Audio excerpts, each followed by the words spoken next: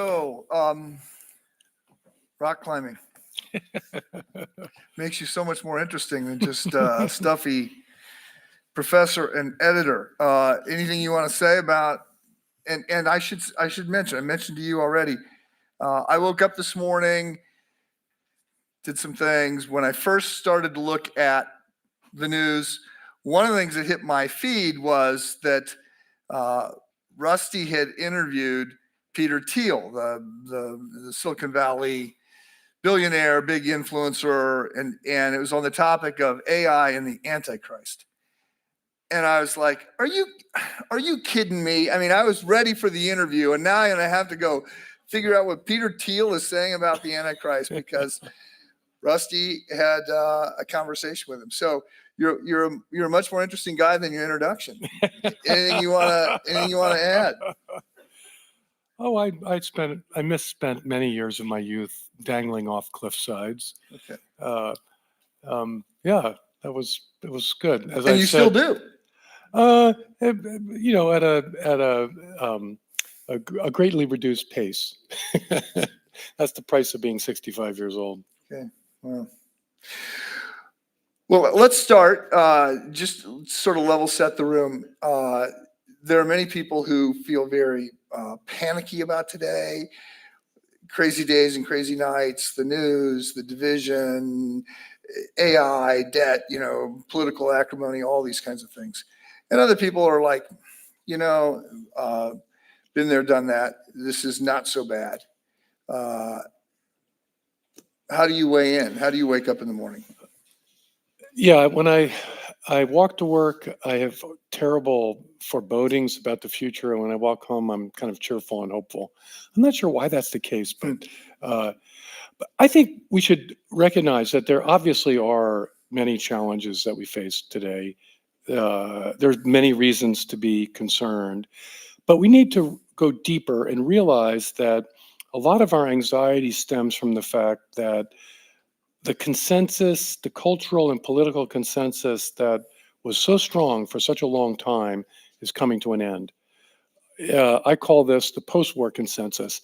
When I was teaching in the aughts, by the time I stopped teaching in 2010, I realized that when I told my students post-war, they had a kind of quizzical look in their eyes, like, as in which war?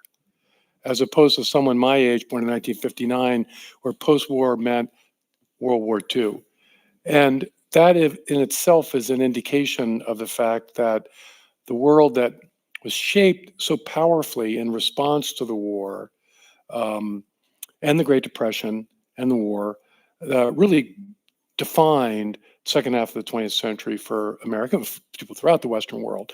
And that's just coming to an end. And that's very disorienting and frightening because it's how we oriented ourselves towards the inevitable problems that face us as a society. So when we spoke 5 years ago, 6 years ago, before COVID, your book Return of the Strong Gods was just about to come out or had just come out. So Return of the Strong Gods being the sort of traditional virtues and values and loves, and you were saying a return to family and honesty and love of country and those kinds of things. So, and in that you argued that, yeah, the post-war idea had been we need to move away from truth. We're moving towards a global kind of, we can all get along if we just don't believe anything very fiercely. Yeah, Is that safe? I mean, liberalism in general is, after the English Civil War and the wars of religion more broadly in Europe, it's people like Thomas Hobbes writing Leviathan. It is a liberal text, even though he advocates for all power to the state. But what it does is it tries to get us to think about our own physical survival and not to be under the command of our theological passions. I think it's a pattern, but this really gets amped up after 1945. I think there's a salutary in political debate, and I think Christianity supports this. It is not the ultimate issue in our lives. This world will pass away, and it's in the world to come that where our true home and city is. And so Christianity is already relativizing the political sphere. But what happens after the end of World War II is a conviction that our deepest problems stem from a kind of dogmatic rigidity or an ideological fervor. And so we begin to root out as a society the bases of even healthy and desirable passions and convictions. So we wind up, I mean, as my line is, if nothing's worth fighting for, nobody will fight. So you got to convince young people there's nothing worth fighting for. How do you do that? Well, all truth is relative, or you've got your truth, I've got my truth, or, and the list goes on. And so that has brought us to a point where we we have a um, kind of spiritual ennui, a kind of we're at a sort of dead end as a society because we don't have any animating or shared loves and loyalties. That's Okay. why the conflicts can be so unsettling. Like, what is the anchoring?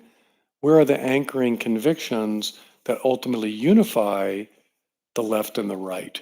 We feel like we're actually arguing about like what kind of country we're going to have at a fundamental level, not how are we going to do this, how are we going to do that within a larger consensus. It's funny, the Soviets warned the Americans who were negotiating at the end of the Soviet Union that you'll miss us. And there was some truth in that. There was a consolidating, that we're all united in our desire not to be, not to Taken be. over by the Soviets. Yes, exactly. And maybe that's going to come back with China, a certain unity there. I do think it's a bipartisan consensus, and it's deep that we have to face down China. And that encourages me, although I don't want it to get out of hand. And we don't want to, just as wise and cool heads navigated us through the very dangerous Cold War, we need wise and cool heads to navigate us in our confrontation with China, not to make it worse than it should be, but also not to pretend that it's not real. Okay. Well, so we had, I've heard a number of people argue that we had a global pandemic, but it certainly didn't unite us. It very No. much divided us, and we feel much less prepared for future pandemic. It discredited many institutions in our society. So Public health, right? I've got to do all these things, radically curtail my life, not visit. Uh,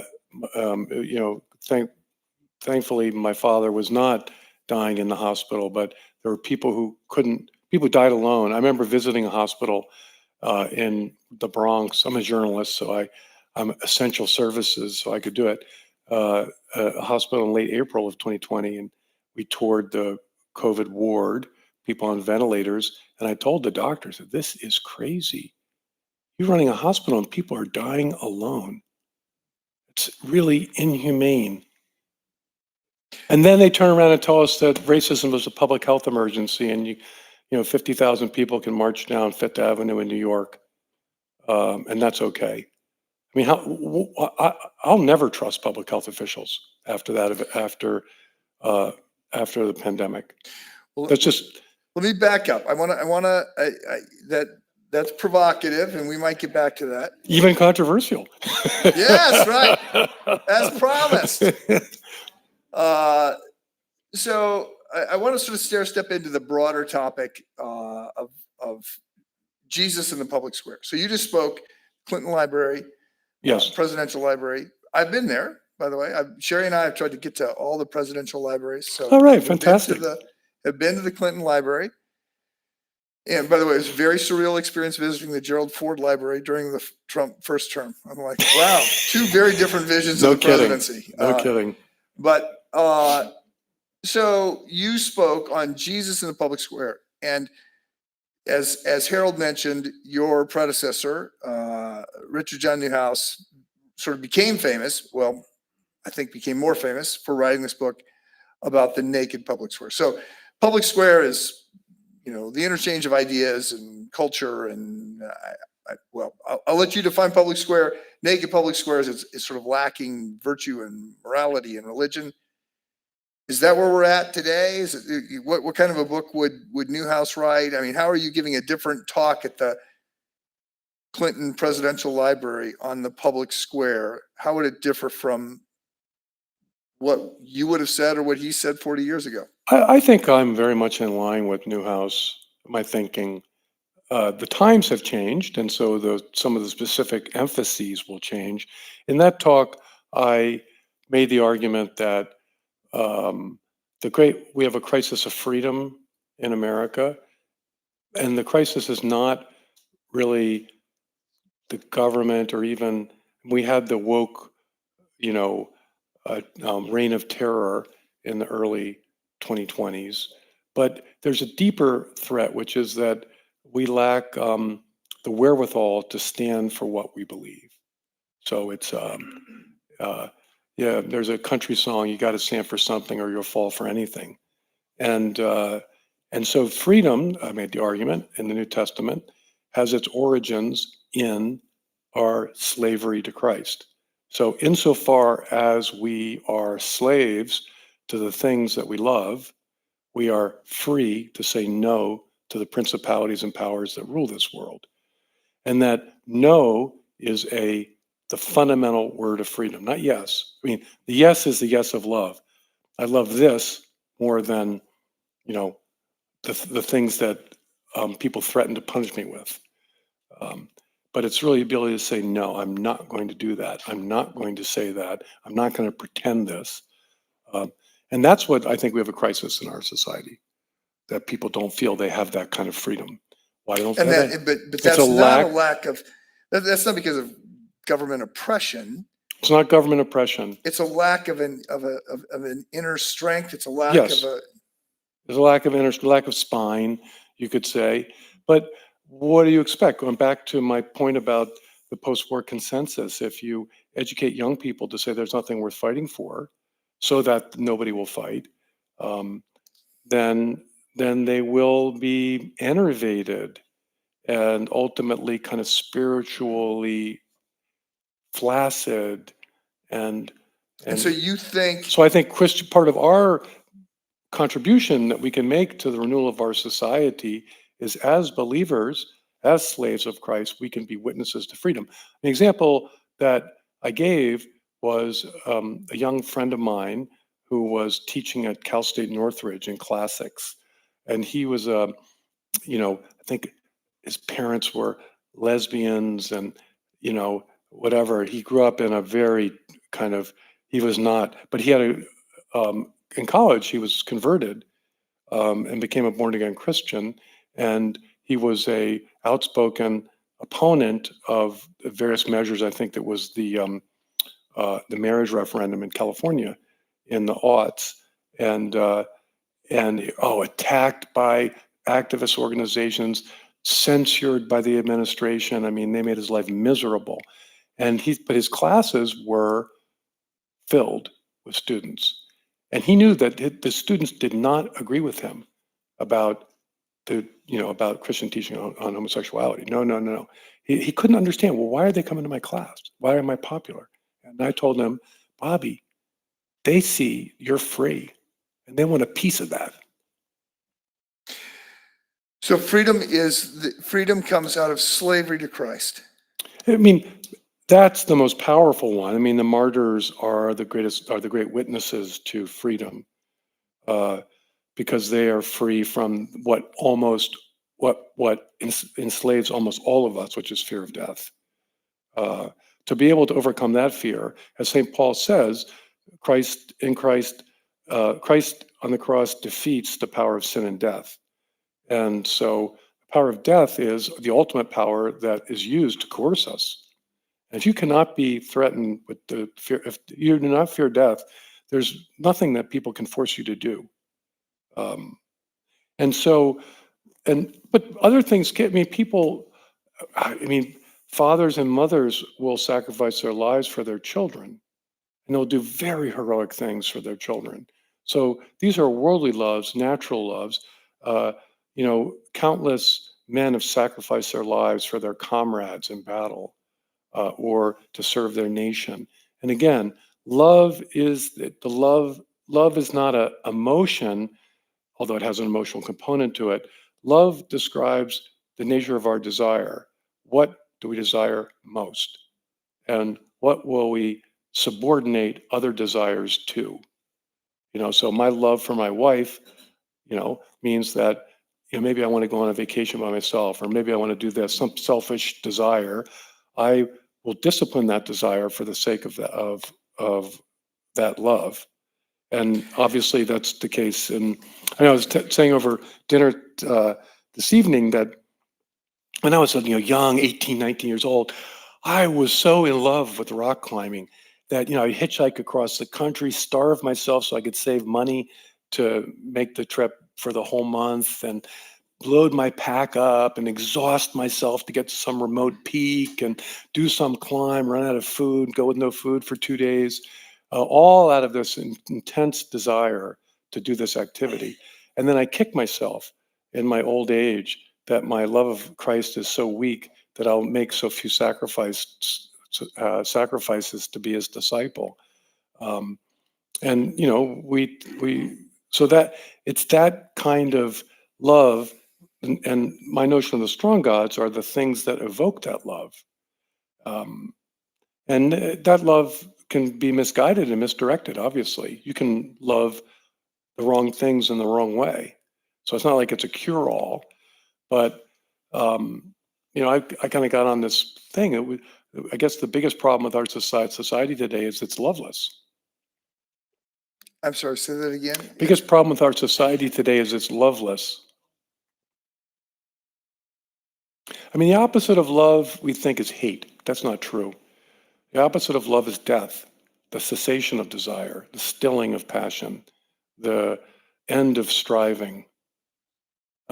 Hate is a kind of misguided, perverted love. Passion. Yep. Okay, so I want to back up to the Clinton Library. I enjoyed my visit there too. Yeah, so you're speaking there on Jesus in the public square. What's the context? What were they asking you to speak on, and what were the points you were trying to make? I mean, I was invited. I said yes. I mean, that was kind of the context. It was a group very similar to Lake Light. I mean, it was in its infancy. It was a group of Christian men who recognized that they didn't all go to the same church, but they recognized that there needed to be a forum in which thoughtful, faithful people can think about the times in which we live and what their Christian obligations and duties might be, given the nature of our society today. So I think it's very similar, and I think these are hugely important. And it's interesting that Lake Light's been what 3-4 years in operation, and this is just getting going. And I think this is happening around the country because I think we realize, men and women of faith realize that all is not well. The old systems and institutions that we thought would kind of carry the responsibilities forward aren't working very well, and so we're going to have to figure out what to do and how to live as followers of Christ in America in the 21st century. So I dwelt on this freedom theme. I did some biblical discussions of parousia, which figured very prominently in the book of Acts when Peter and his friends are preaching the gospel, and the Jewish authorities are saying, like, whoever authorized you to talk about these, about God in the public square? And they tell them stop, and they refuse, and they put them in prison. They're sort of literally miraculously freed by the Holy Spirit as the gates of the prison open. But the story culminates when they are arrested yet again, brought before the high priests, and they tell them you can't do this, and they say we obey God, not men. And that's the Bible's Declaration of Independence. And you know, I kind of dwelt on that, and then there's another uh, uh, biblical themes, but then I dwelt on the Jewish tradition and the Jewish word for freedom, which is herut, which has a very interesting story. Judaism is funny, you know. We Christians, we tend to formulate our beliefs in creeds and in theological formulations. Jews typically formulate their beliefs through kind of creative retellings of the biblical story, so-called midrash, or kind of weirdly contradictory debates about a single word. And herut is a word that appears, I think, only once in the Bible, and it means gets translated in our text as ministers, or you know, the officials who are responsible for overseeing the rites of the community, the liturgies of the community. And you would think it would be a different heat, but in the Passover Seder, that's the word that gets used for freedom, is Festival of Freedom, Herut. And there used to be a party in Israel in its founding called, it was called Herut, you know, Freedom Party. And you know, it's kind of interesting. I can't remember the Hebrew word for the one that's on the Liberty Bell from Leviticus. Let freedom throughout the land, liberty be proclaimed throughout the land. That's actually on our Liberty Bell. Anyway, there are a couple other words that are more obvious ones, but it's herut. And I'm sorry for going on so long, but it's fascinating because what they say is that there's a word in the book of Exodus when Moses brings down the tablets. There's harut with you know, a different vowel for, which is the word for engrave, to engrave the, you know, the engraving of the law into the stone tablets. And the rabbis say you shouldn't pronounce that word harut, you should pronounce it herut, because in the Bible, in the Torah, there are no vowel markings. And so what there is, and that word means freedom. To engrave. Yes. You engrave the law of God on your heart, and And you you're will free. be free. Yep. And St. Paul says in, I think, 2 Corinthians 3:3, that the saints are letters from God. You know, we're letters from God, and he's engraved his message, not on tablets, but on our hearts, which is drawing from Jeremiah 31, that God is going to engrave, you know, the law of Israel onto The new onto covenant. onto their hearts.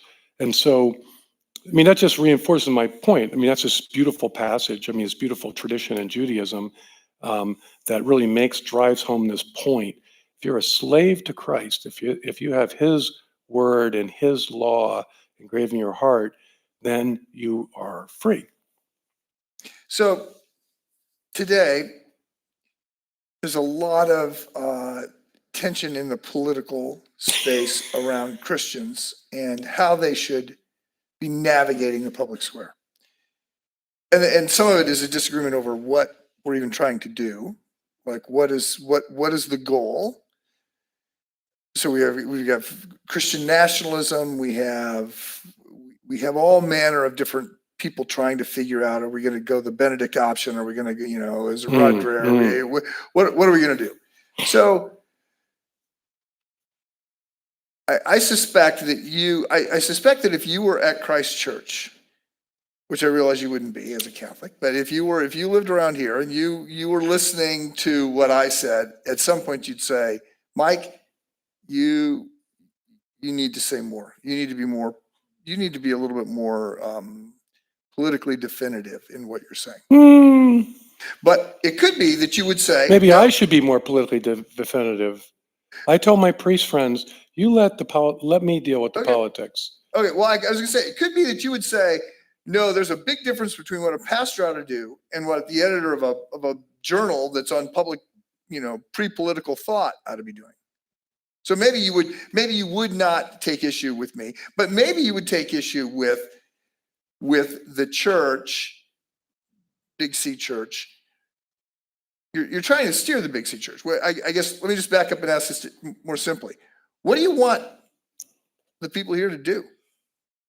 I think we can walk and chew gum at the same time. And I mean, we can do the Well, rock Benedict. climbers can. I'm not sure Yeah. that some of the rest of us can. Well, so we can do the Benedict option in the sense that we can. And let me just jump in to explain the Benedict Yeah. option. So Rod Dreher, well, the Benedict option sort of is leveraged Saint Benedict, a monastic idea, the retreating, and the Benedictine sort of created enclaves of health and wholeness and love and community and scholarship. And there's some that would say that they sort of saved Western civilization. This is the book written, How the Irish Saved Calhoun, How the Irish Saved Civilization. So Rod Dreher, recently a Catholic who converted to Orthodoxy, big O Orthodoxy, wrote a book called The Benedict Option, suggesting, it's a little bit of a caricature, but suggesting that Christians might have to withdraw from society to some extent to create healthy enclaves as opposed to a more engaged. Now, he would push back on that, I know, but Yeah. if you're going to contrast it maybe with a Wilberforce that's going to stay right in there and run for parliament and fight that way. But I think we can walk and chew gum at the same time. We can both be aware that, when I was growing up, my parents felt they could trust the public school system.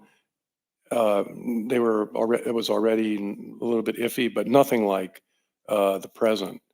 That the institutions were influenced by Christianity, and if they weren't going to, necessarily strengthen my Christian faith, it would at least it would not weaken or attack it. That's obviously very much in the past in many settings, and so we fittingly try to create new institutions where we can raise our children and things like that. That's perfectly consistent with the Wilberforce thing.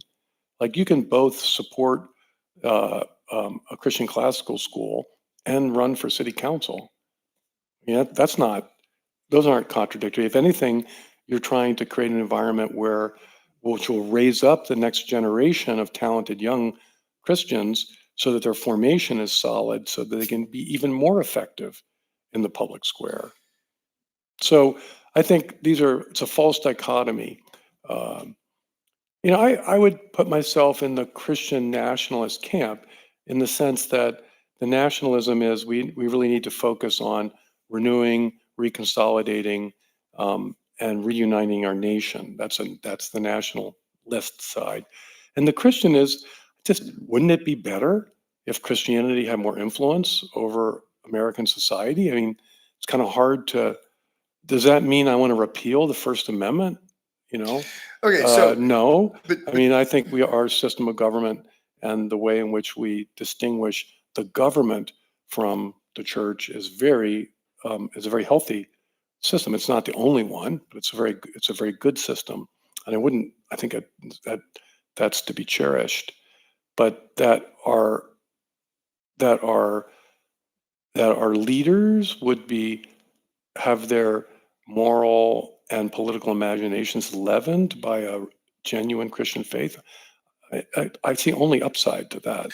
Well, it seems like, as we were talking earlier today, there's a lot of people who now are saying that they're cultural Christians because they are, Richard Dawkins, Elon Musk, Jordan Peterson, down the line of people who are saying, I don't believe this to be true, or I don't believe it in any sort of Nicene Creed Orthodox way, but I do want to see Christian values, love, human rights, care for the poor, all those things would be better. But that's sort of not what Christian nationalism means. How so? I mean, why aren't they Christian nationalists? So I guess let me say it this way. When people hear Christian nationalism, that's not what they think. What do they think? Well, they would think of a much more of a almost theocratic Christian, where there's not freedom of religion. Yeah, I just don't. I mean, probably you could argue that the most powerful politically most powerful Christian element in our society are Baptists, Southern Baptists. They invented separationism. So I just think that people want to make Christian nationalism into some sort of fear word, and No, it just no disagree. I mean, we've talked about words tonight about words that you've got to define. So you say freedom is slavery, and we talk about love. We got to define love, and I mean we could bring up liberalism. We got to define liberalism, and so yes, Christian nationalism, it means a lot of different things to a lot of different people. yeah. I think for me it means. I mean, again, the nationalism side, as an ism, nationalism is very much a modern phenomenon, and it has had perverse expressions, to be sure, but it has also had very positive expressions. I mean, Benjamin Disraeli, the uh, British politician and kind of really just an amazing myth maker, he recognized that the class conflicts emerging out of the Industrial Revolution and the social dislocation could be ameliorated by having a strong patriotic affirmation. And he was, in that sense, he promoted and explicitly used the term nationalism. Same thing was true for the unification of Germany in the 19th century. Franklin Roosevelt, during the time when the country was, riven by labor unrest, anarchist bombings, uh, he ran on 1912 on the platform of the new nationalism. So nationalism as an ism means that we live in a time when we need to give priority to um, reconsolidating, reunifying, and strengthening the collective purpose of the country. I think it's self-evident we live in that kind of time. Well, So that's the nationalism component. Again, in the post-war context, nationalism is always evil. And my view is no. It requires, for everything, there's a season. There's a time to reap and a time to sow. There's a time to soften people's sense of collective identity and unity, and there's times to strengthen it. It just seems evident to me in 2025 that our country would be much better off if it were more unified, more committed to a common purpose than it is presently. In that sense, I'm a nationalist. And the Christian thing is just, I mean, I think even people like Dawkins and Peterson and Musk recognize that Christianity is a it's it it has given us some of the most admirable aspects of Western political and moral culture.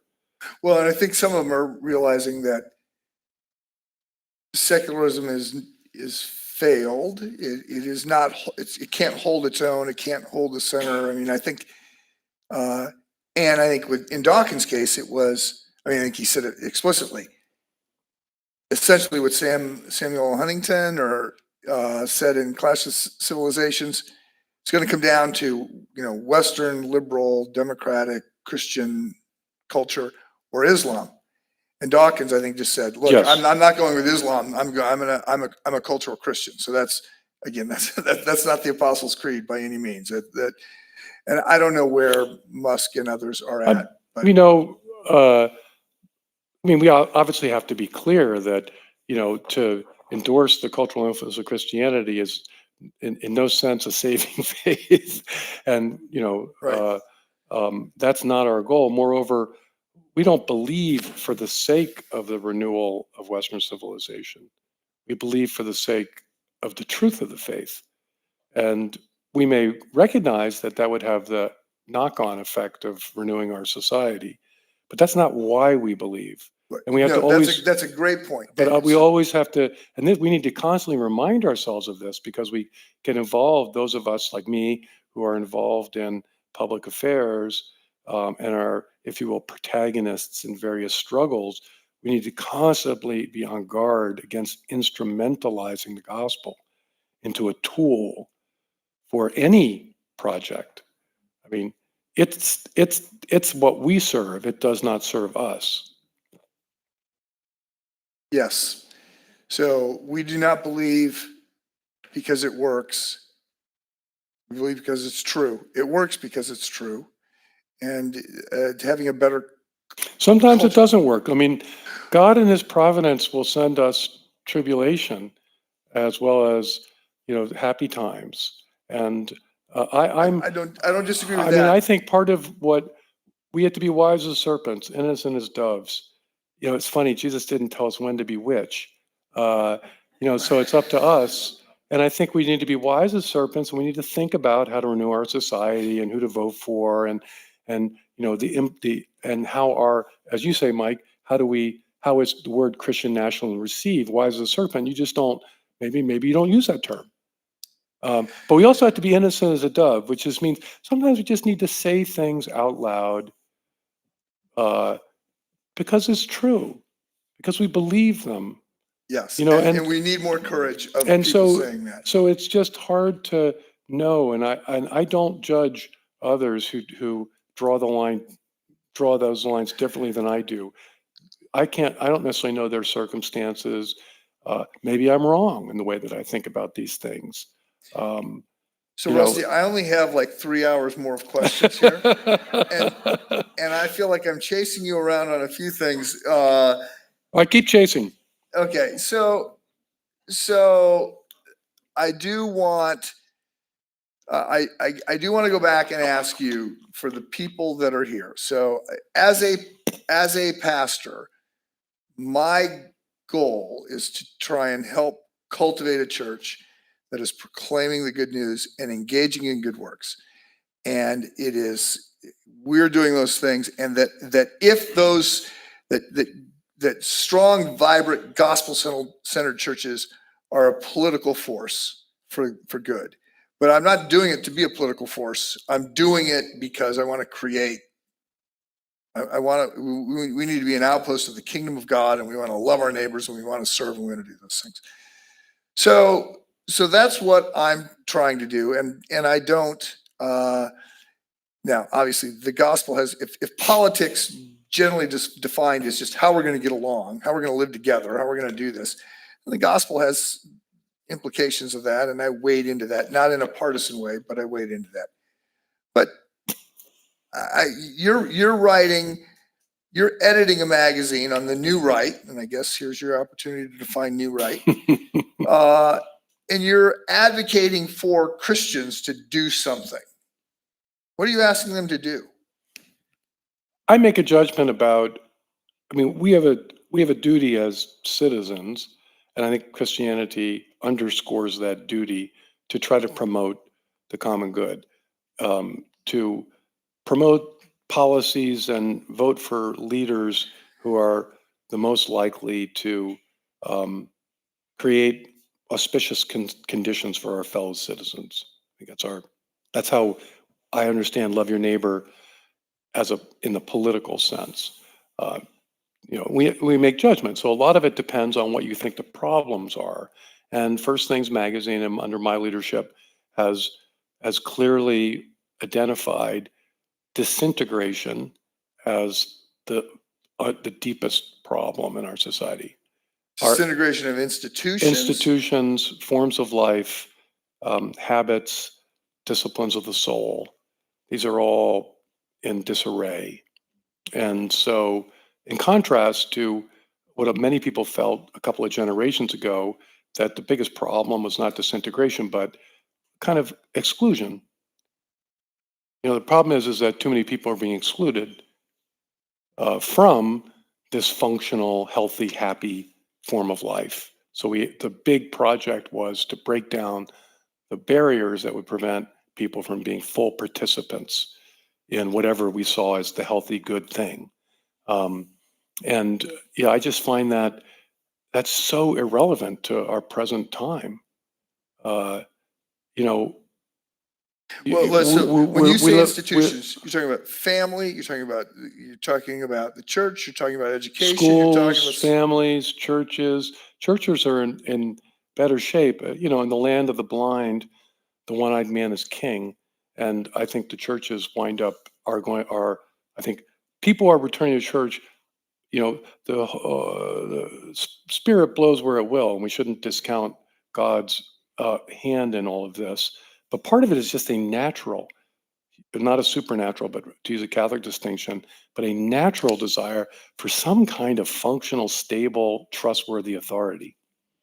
And then I think a lot of people come in the door partly without thinking about necessarily their eternal soul, but rather their temporal soul. I mean, the present kind of chaotic world in which they live. And so, if I'm right about that, and the problem is disintegration or chaos, then instead of inclusion, the imperative is the restoration of authority, and which is a classic, you know, conservative motif. The problem is, you know, again, the crisis of freedom is not that people are being controlled from the outside. The problem or crisis of freedom is that people have so little on their Self-control. insides. So we need to give them that. So I mean, and then reasonable people can disagree about whether I'm right about that diagnosis.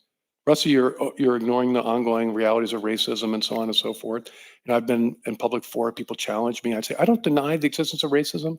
It's just that it doesn't make my top 10 list of problems in the country. You know, So you have 100,000 people dying of drug overdose death, and we're gonna march in the streets over the residual racism in our country. I just don't get it. Um,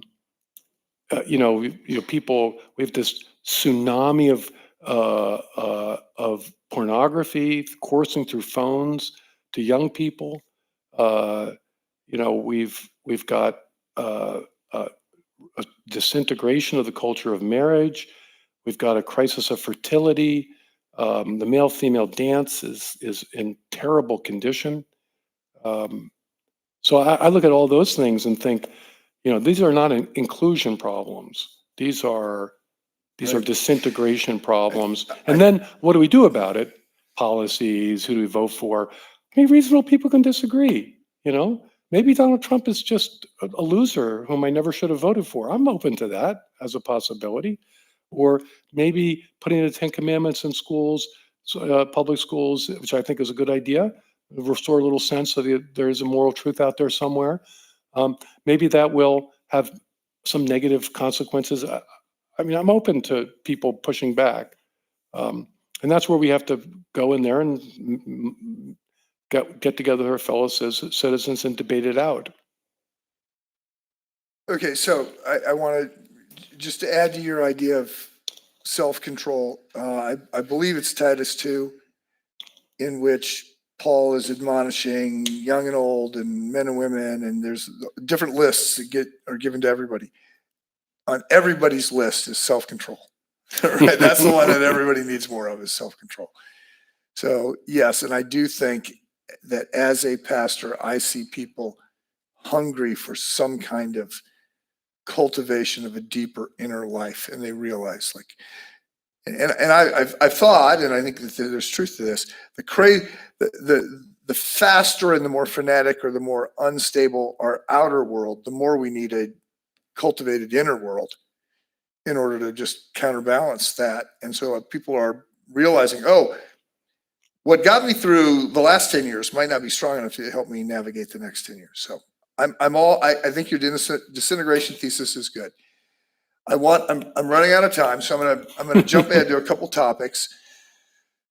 So we spoke about nationalism, and I have tried to think about this a little bit because I thought, am I a nationalist, and how am I supposed to think about this? And I came to the conclusion that, well, if the opposite of nationalism is one world government, then I guess, yes, I'm a nationalist. So there's got to be some subsidiarity somehow. You talked with Peter Thiel. This interview went out this morning, and Thiel, as I understand it, his argument is that AI. The problem isn't going to be AI. The problem is going to be the government's efforts to regulate AI, and we're going to end up. The Antichrist is going to be one world government. Is that what he was saying? Yeah, I mean, he dwells on First Thessalonians, is it 5:2, that the Antichrist is going to promise peace and safety. I don't think the word Antichrist is actually used, but that's maybe it's the lawless one or something like that, will promise peace and safety. And that's, And that we will trade we will trade our our, freedom. I don't know. Now I gotta think maybe about how you even, use freedom before I say that. But well, maybe even, we'll even exchange our humanity for peace and safety. Um, I mean, we did it during the pandemic. so I mean, what could be more? We prohibited the corporal works of mercy. You know, I mean, that's a Catholic term for, burying the dead, clothing the naked, visiting the prisoner. Um,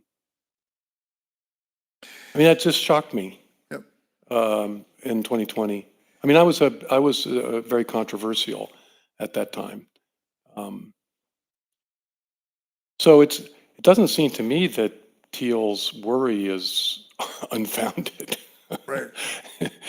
uh, and Well, that I he was wants to say that, look, uh, the the biblical Antichrist.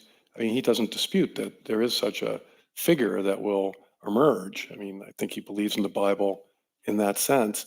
But his goal is more to get us to think about what is the true nature, or what is the specter uh, of a kind of, what is the anti-human force? What is the anti-God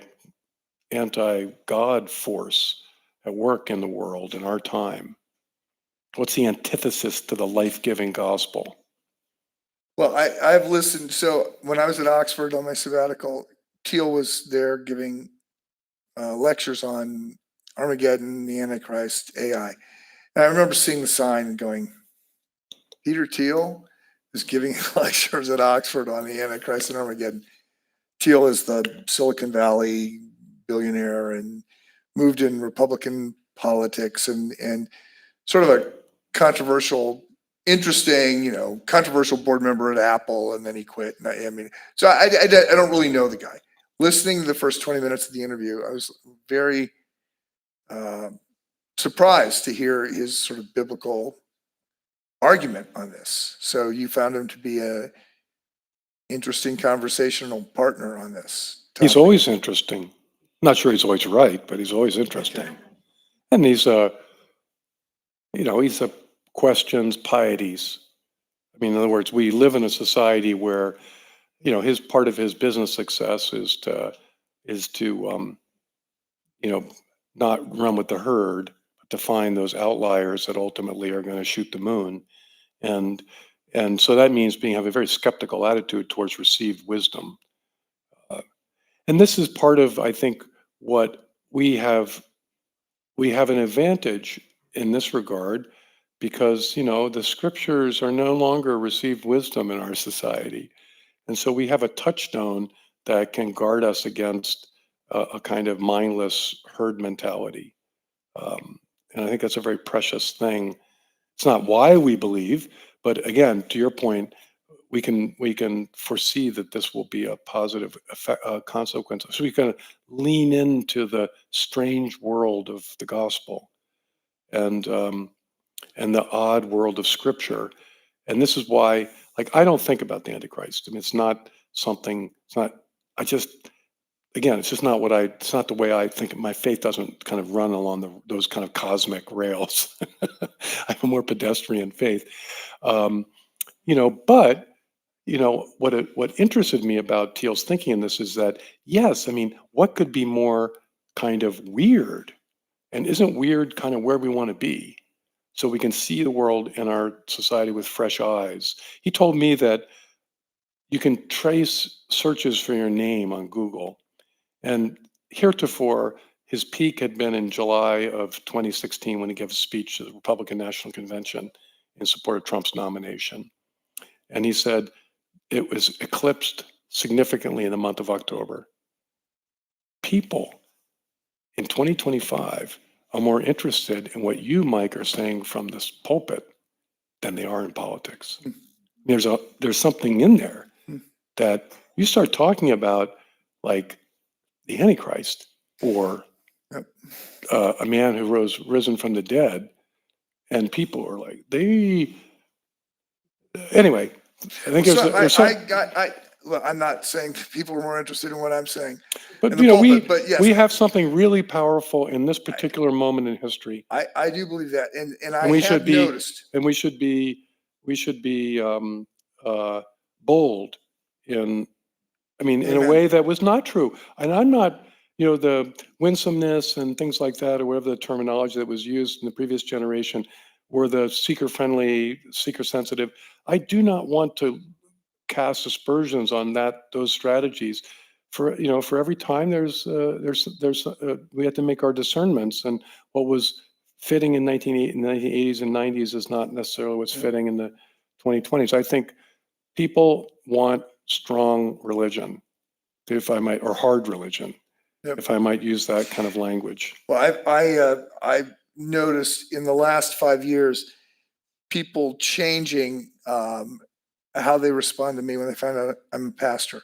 So for a long time, I have not wanted people to know that I'm a pastor because it just makes the conversation really weird.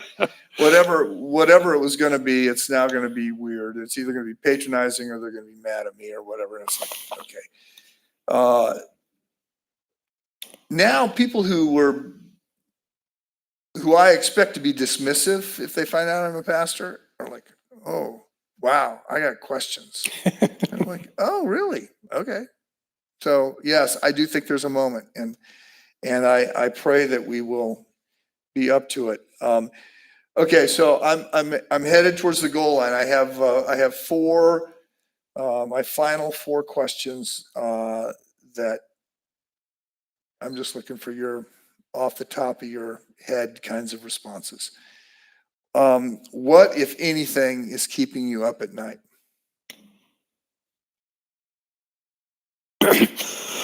Anybody who runs, as you know, Mike, a nonprofit organization is always worried about his budget. although we've had a good year, so I don't lose as much sleep as I have in past. Good. What's on your nightstand right now? What are you reading? I'm reading a biography of Woodrow Wilson. Because have you ever listened to Jonah Goldberg's podcast? Do you know who Jonah Goldberg is? Oh, he's probably very anti-Wilson. Oh, he is. So every time Wilson, misguided, he is. misguided. It's always the ominous music comes on whenever Woodrow Wilson gets his name gets mentioned. No, I think Wilson. Again, we had I think it was a period of time where we had both tremendous demographic change, assassinations. William McKinley was assassinated, bomb going off in Wall Street, the Homestead strike, Carnegie Steel.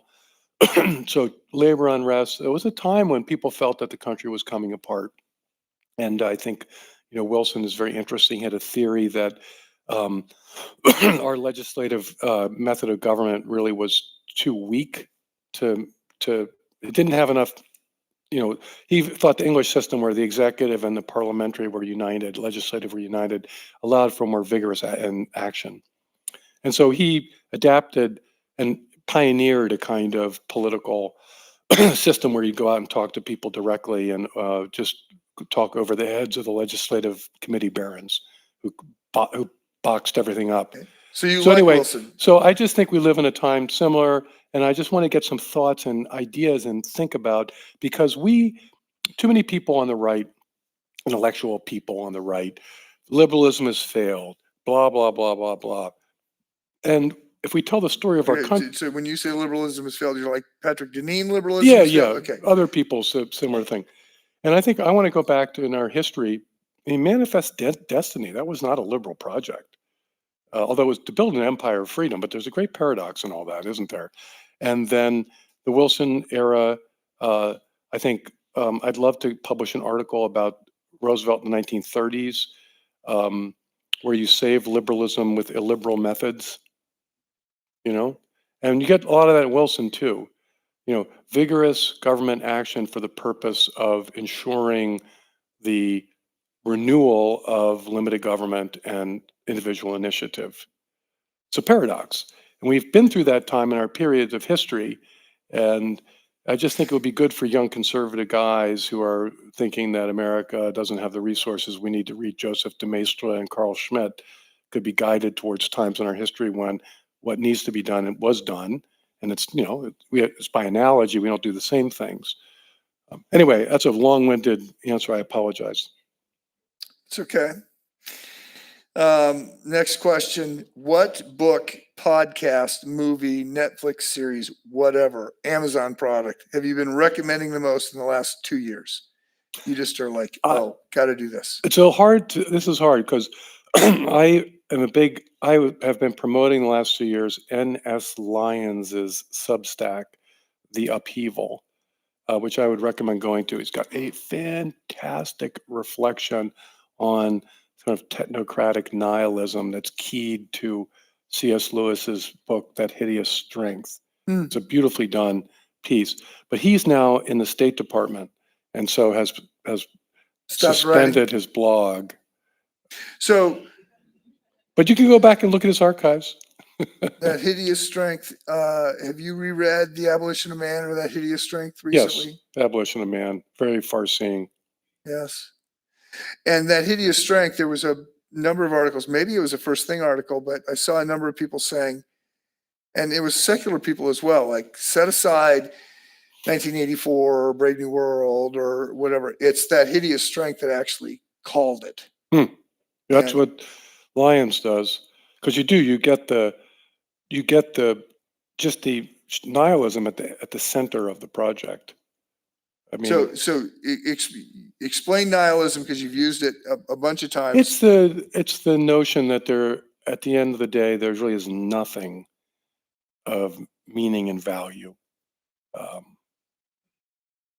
It's just at the center of everything is a giant sucking sound of a vacuum. Which is what Richard Dawkins would say, right?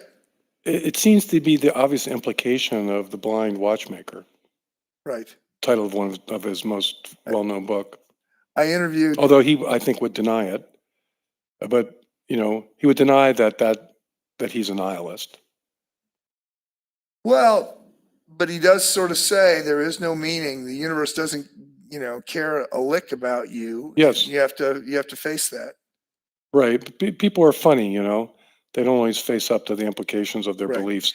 We are also guilty of that. I was going to say, well, you and I, we're facing exactly. the implications. We pledge our Orthodox faith and fail to live up to it. I will say this. So earlier this week, I interviewed Jonathan Rauch, and so Rauch has, in his book Cross Purposes, said that in 2003 he wrote this article in the Atlantic saying that religion was dying and it was the best thing ever. And then a couple years ago he said, wow, of all the stupid things I've said, and I've said a lot of stupid things, that was the stupidest, and I regret. But that we need the church, and the founders were right, and there's got to be some meaning-giving institution. And white Protestant evangelicals were the people in his book, because he said, you guys are not being Christian. We need the church more than ever, and you're not being Christian. So that's the purpose of his book. And I just said to him, I said, so I'm, obviously you're pointing this book at me. I pastor a church. I said, I think there's a little hypocrisy in there somewhere. Like, you don't believe it, but you want me to believe it. But it seems like you're looking for meaning that your worldview doesn't give you. And he said, my worldview does not give me a basis for meaning or morality. And he goes, I own that. Well, I think that you're in. So in the 1950s, people who were deviant pretended to be normal, and David Brooks's hilarious book from 2000, Bobos in Paradise, was about how normal people pretended to be deviant. Yeah. And so that tells you everything you know about the complete transformation of if you will, our culture from prizing, and now maybe we're moving to another phase where Jonathan Rauch is willing to be an outlier so that Mike Woodruff can be the normal center, the privileged center of American society. And I think we're moving in that direction. I'm not sure exactly where we're going to wind up. And part of our job, I think, is to think about we should accept that and embrace it, and then think about what kind of society we're going to have and what role is Jonathan Rauch going to play in it. Last question. What are you working on next? I'm working on a memoir of my rock climbing days. So Welcome to the 1980s. Okay. Well, we started to talk about this, but I mentioned to you in the car that so I Googled you and heard about that you fell. You were sort of famous for falling and surviving. What? In I think it was in May of 1983, I met a friend in Yosemite. Actually, he's went on to be one of the most famous rock climbers of his generation. He should have been in the lead, not me. And we were about 1,000 feet up on El Capitan.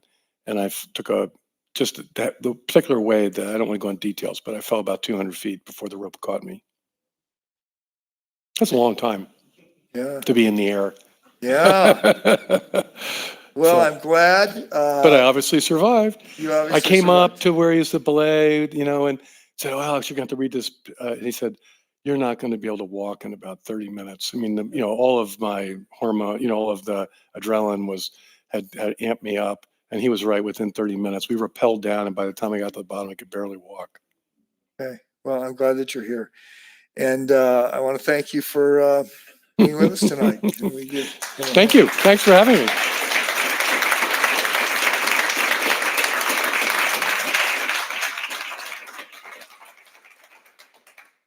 So I will say goodbye to all those that are watching us online, and I will say to those of you in the room,